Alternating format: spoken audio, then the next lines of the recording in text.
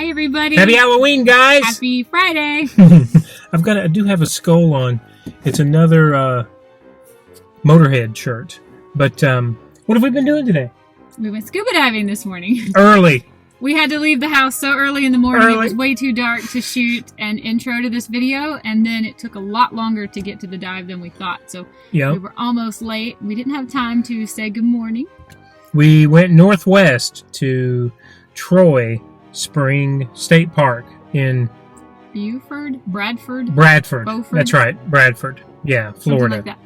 We didn't realize how north we actually went. We were so far north. We were pretty much level with like the bottom of the Panhandle. It was cold up there. It was about 44 degrees when we got out of the truck at the springs. It felt so good to put a full wetsuit on and get in that 72-degree water. Yes. So that's what we've been doing. We're back and we're headed. We got to head to the dive shop because we've got 3 dives planned for tomorrow. And then we've got to plan out our Tuesday as well. So super excited. Today was different. I haven't seen my footage yet, but watch that video. I'm going to do another narration, take you through what we saw today. But my computer said we went to 67. The water was a little bit lower than what it should have been. We were trying to get to 80, but we got to 67 today because of apparently the river pulls some of the spring water away when it's not rained in quite some time or whatever. But visibility I thought was good. I thought it was a cool dive. The water was so low, there's a flight of stairs to get in the water. It was actually difficult to get in the water because the last step was at the level of the water, which is tough when you've got all that gear on to like sit down, squat down, pivot, figure out how to get into the water. I had to get into my BCD. Michael had to throw it into the water for me and let me mount all my scuba gear in the water because of how low it was. And we went to about 10 feet less than we wanted to go deep because that's how shallow the springs was today. And we were told that the water should be on the top level, and it was literally below the last step today. So But anyway, it was still a cool dive. We got some of the GoPro footage is going to show you. We had to crawl through some parts. The water was so low to get to the shipwreck. Or the wreck. Sorry, excuse me. But yeah, still, we love every dive. We use every dive as a learning experience. We talk to each other when we come back. What went right? What went wrong? What do we do next time? And again, this one was just different. There wasn't a ton of wildlife, but there were a lot of rock conformations, and it was really cool. That wall, you're going to see me and Julie going up that wall from 67 feet to almost the surface. It's really neat. I don't know what he's talking about, because this is my favorite dive I've ever done in my life. I liked it as much as I liked Rainbow Springs, probably more. Okay. Because I had the opportunity to go deep.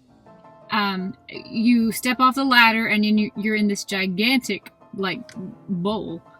If the water was higher, you could easily go over 70 feet deep. But it's just the rock formations, and they're covered with this green algae, which is basically the Spanish moss of the river. Yeah. I thought that was absolutely gorgeous. There's sand spewing out of the spring. I was crawling around looking. I wish I had a camera too. I was crawling around looking underneath all the rocks and seeing catfish they were small. Yeah.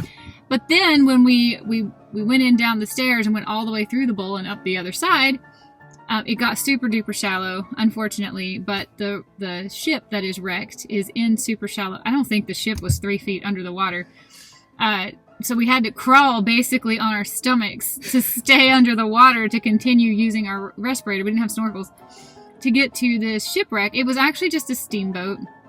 It was not used in any type of fighting or anything, but it was sank in 1863 by the Confederates here in Florida, who did not, it was a passenger boat, and they didn't want the Union to be able to use it to transport supplies or soldiers. So there isn't much left of it now. I'm sure you saw it in the footage, but I thought that was really cool, because one of my bucket list items had been to see an antique shipwreck of any sort, really. I'm mostly interested in battleships, but I thought this dive just had it all. When I was down there at 60 feet below, looking up the sides of this rock grotto thing that we're in, I felt like the Little Mermaid. I felt like I was in her cavern where all her treasures were. I have never dived and actually felt like I was as deep as I really was, because you all the ocean is blue, and then you look up and the sky is blue and the surface is blue.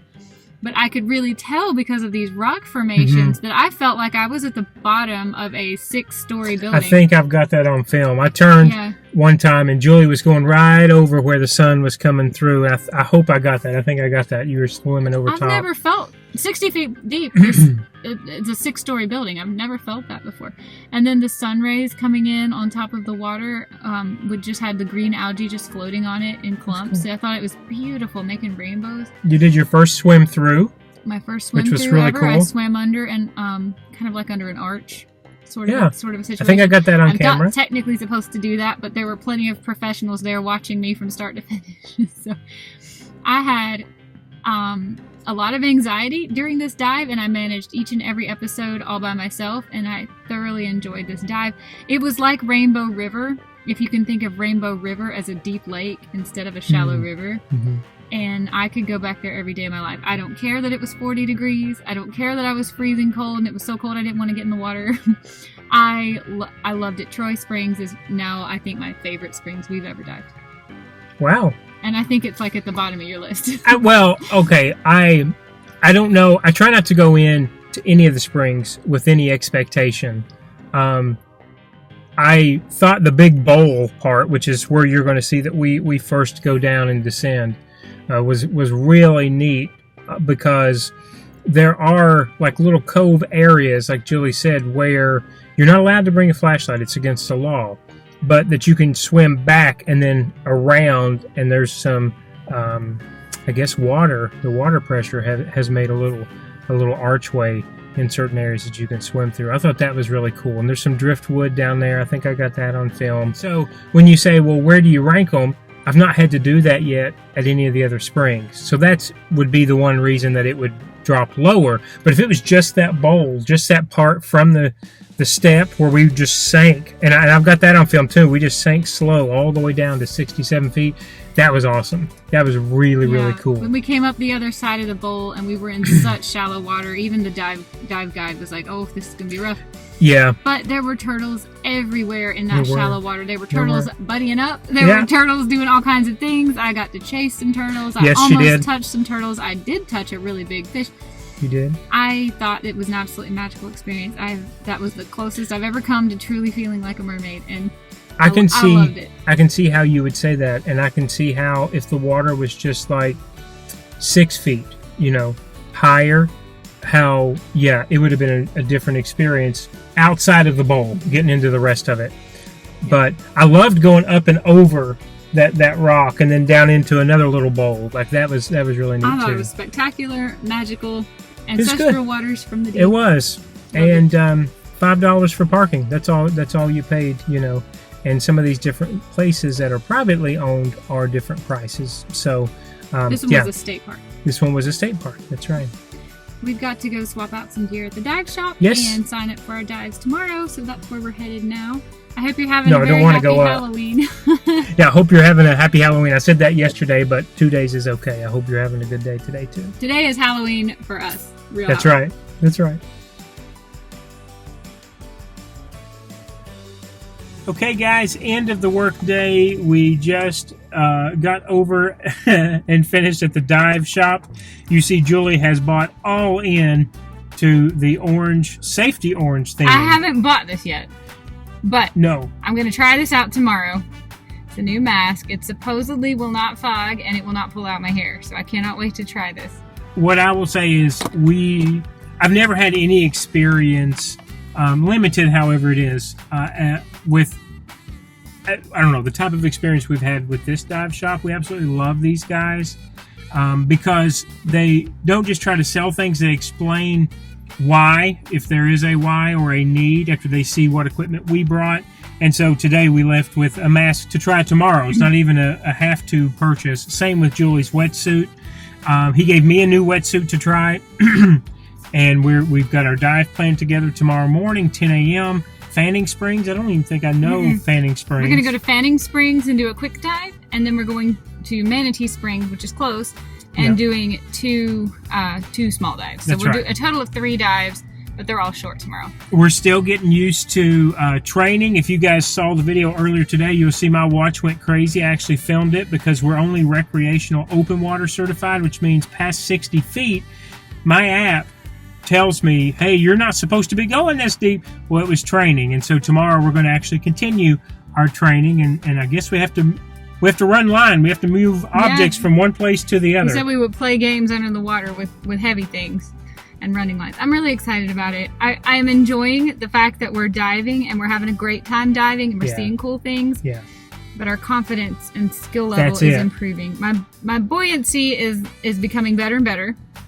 I only ever kick the bottom now by accident when I'm trying to do a 180 turn. When I have not figured out yet how to turn around in a circle without silting out the bottom. But otherwise, I'm as buoyant as I want to be, and I feel like I'm not even swimming. I'm just looking at where I want to go and just naturally somehow getting there. And does it feel like the springs are just man-made deep pools? Kind of. It feels like that to me. They're so amazing. They feel like they should be fake. They're so amazing. And today was the first time I got to feel an actual springs run because of that river being so down. That flow is no joke.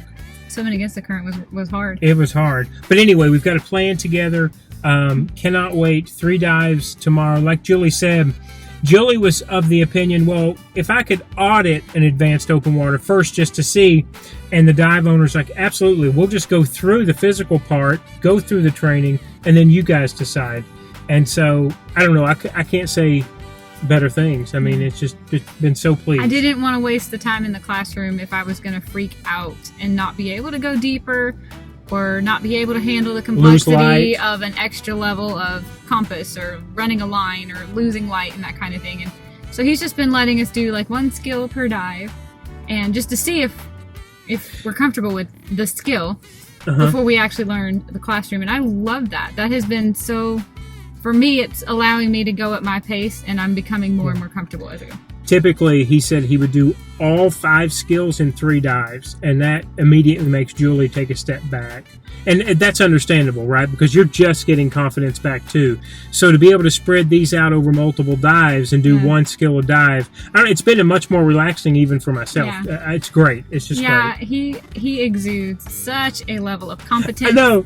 And confidence. Yeah. Under the water, and I feed off of that big time. I am always right wherever my guide goes, and I'm like a succubus. I'm sucking up the confidence that they put out, because you can't communicate. There's few things that you can say under the water, and I just feel so comfortable diving with him because his level of competence and confidence is it's you just feel it, you know. Yeah, I'm going to tell a really quick story because I don't want to keep everybody for this one clip.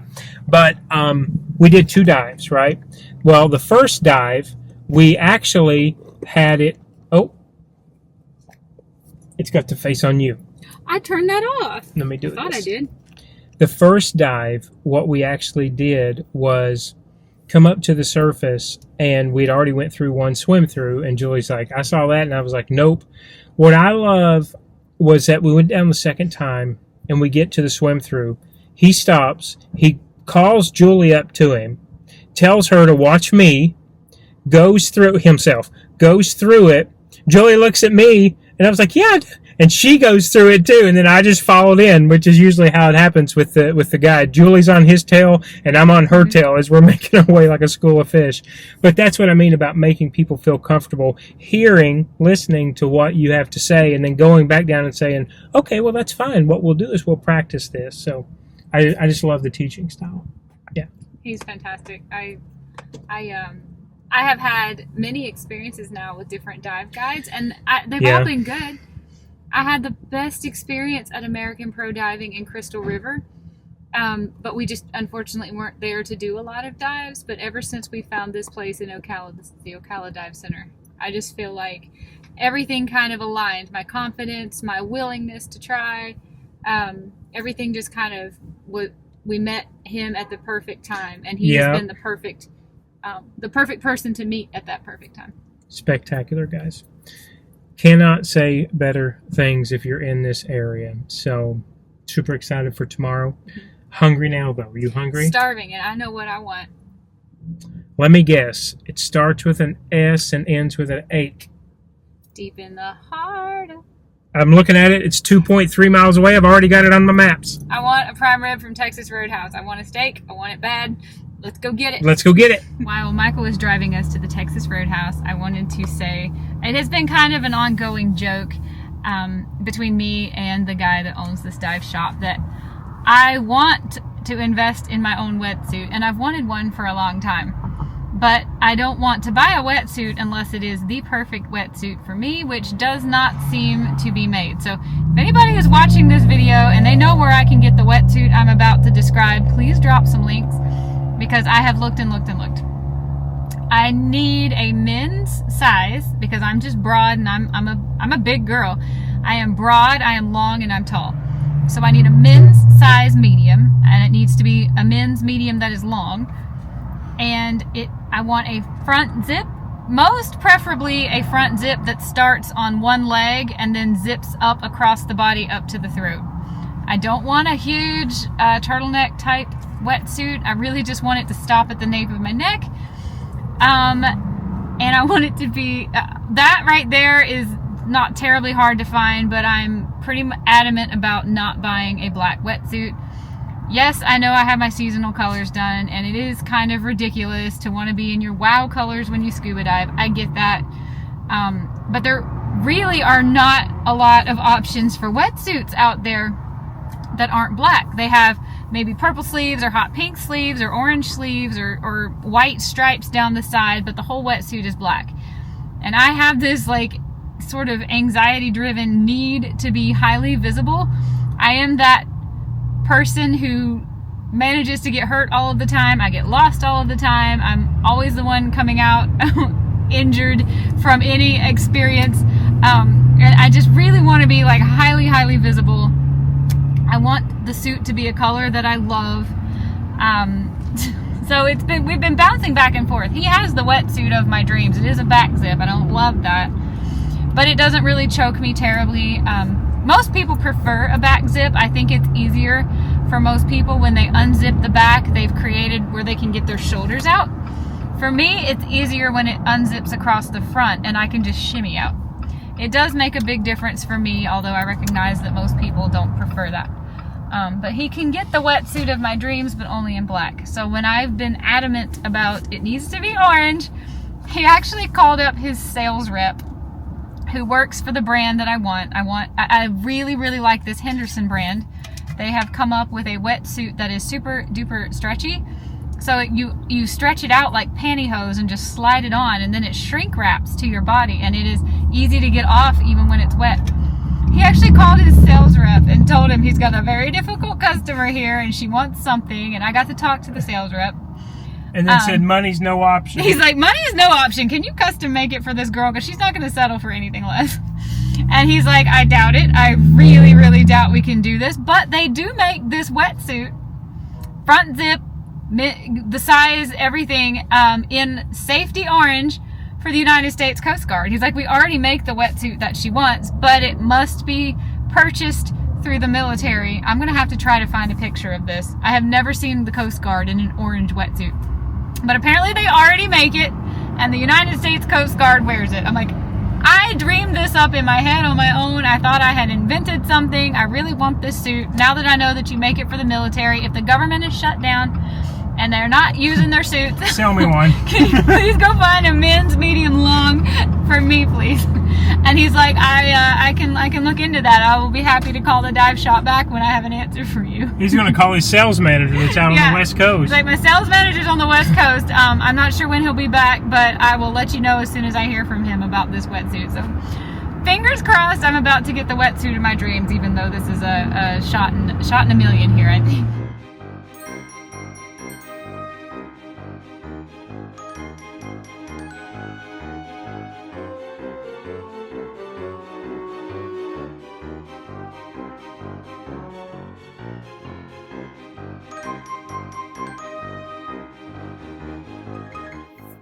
Good evening. And it's not Herman Munster, although I can totally see how someone might get that. It's supposed to be Alfred Hitchcock from Alfred Hitchcock Presents.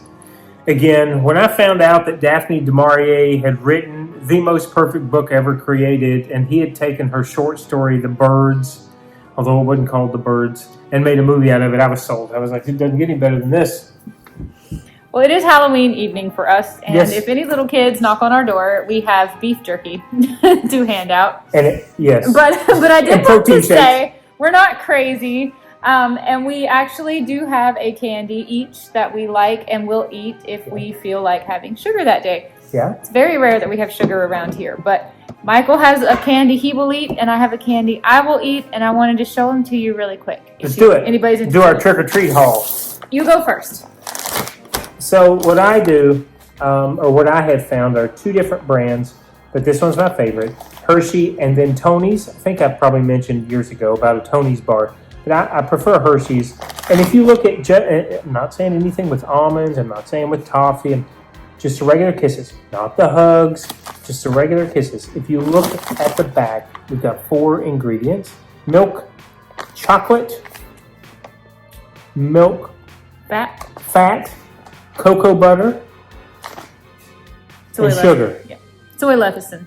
Yes, okay, it's got to be preserved. It's also, by the way, in aluminum foil and has a paper tag. Yes, I know it's in this plastic. I wish it wasn't, but at least your food is not touching anything plastic.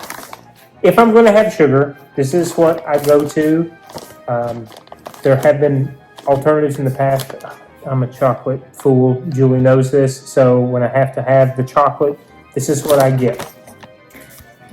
I don't want none of that because I don't really like to ever have sugar if I can help it. But this is what I get.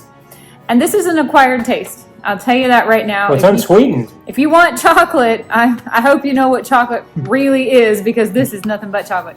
This is the Lindt Excellent 100% cocoa. And if you flip over the ingredients, Is it cocoa and cocoa? The ingredients. The first ingredient is chocolate. Bingo. The second ingredient is cocoa. The third ingredient is cocoa powder that has been processed with alkali, which I believe is something to help keep it from getting dusty. Yeah, you know how like the chocolate color will fade? It's just to keep it like I could brown live without or that part with the alkali, but if I'm trying to make a bad decision responsibly, this is the one that I choose. There is no sugar added to this. So, and if we're looking at the carbs, because I am very big on carbs, yes, I will eat a whole carb in a food like a white rice or a sweet potato. But if we're looking at the total carbs, this whole bar only has 12. So technically, on the days that I eat nothing but steak, I would probably still be in ketosis if I ate this. And it comes in. But it's really thin. I think this is. I really can't tell what this is. It feels like aluminum foil. Okay. But I'm not sure if this is some type of plastic or what it is. This is the thing that I choose if that's paper. I am never craving chocolate ever. I've never heard her crave chocolate in almost the 9 years that I've known her. I don't really ever crave sweets either. No. I occasionally experience FOMO when I realize the rest of the world is having a birthday and they're eating a cake. Actually, that didn't happen to me the last couple years. Yeah, like everybody else is eating candy on Halloween. Occasionally I get FOMO. So this is what I go to on those occasions because at least this one doesn't have any granulated processed sugar in it. And listen, if I told you how big of a way that I have come from eating, yes. I am a candy fiend. I would have already had, look at this hair. We both still have river hair, by the way. If I would have bought the candy and there wouldn't have been a single trick-or-treater, I would have bought enough candy to feed the entire neighborhood and just ate it myself. Yeah. I remember Halloweens with Michael before we went so radical with our diet. And it was go to the store, buy all of our favorites, and then buy a bag of candy we don't really like so we can give it to the kids. And hope that we end up with tubs and tubs and tubs of leftover extra candy. We did Mickey's Not So Scary one year. Mm-hmm. Boy, they gave us a bag the size of like an IKEA shopping bag, and all it was full-size candy bars, and we ate it all in the plane. That had to be our carry-on. You know how much candy we had to be our carry-on. I remember what things were like when we used to make bad decisions a lot of the time. But now that we are making an effort to make the most responsible bad decisions, these are the choices that we choose. I want to tell a real quick story. The first October we were together, which had almost been a year, Joy and I found at Publix they had a pumpkin loaf. Yeah, I remember the pumpkin loaf. And Joy and I would go eat. It was like a jelly roll kind of. We were OMADing at the time, and so we would go eat. I don't know, one of our favorites, Indian, Thai, Mexican, usually one of those three. Moe's, yeah. And then mosey onto the Publix to get the loaf, and it would just be right in down half. the middle. I'll divide and you pick. That's literally what it was. I'll divide and you pick. Yeah. We've come a long way. We have come a long way. But yeah, we've always tried to be super transparent on this channel about what we eat because we don't want to be known as those extremist, carnivore, radical, keto, nutty people. No. And this is Halloween, and we want to celebrate with a little bit of candy. This is not going to taste like a chocolate bar if you're used to a candy bar. If you're trying to make a better decision than a candy bar, this one's going to require some adjusting. I would recommend putting a little bit of maybe honey or something drizzled on it if you need it to be, because this is not sweet. This is very cacao, but this is not very cocoa. So I wonder if you could bake with this if it's that strong. It's very, very thin. It's kind of like a wafer, and it definitely is an acquired taste. But for me now, it's been so long since I ate sugar regularly that I actually dislike the taste of sugar a lot. So I wonder if we put that in our animal-based cheesecake, what that would taste like. We ought to try that sometime. Don't know. Yeah. Road Carnivore Month. Oh, yeah, that's a good idea. Something has bitten me in the river, I think. Yeah. Well, I think we're going to wrap it up here. It is Halloween, so we're going to look for a spooky to watch on TV. Yes. A documentary or a movie or something. Last night we watched... Take it away. Okay, last night we watched Good Boy because of our buddy Mike. Did you see that? I saw his review. It's been weeks ago now. And I liked his review, but I didn't think the movie was going to be good enough to go see it at theaters. And so Amazon released it And last night we were trying to find something to watch, and we kind of blended our likes, dogs and horror. And so Julie's like, I like dogs, I'll give this one a go. And I was like, okay, it's horror, I'll watch it.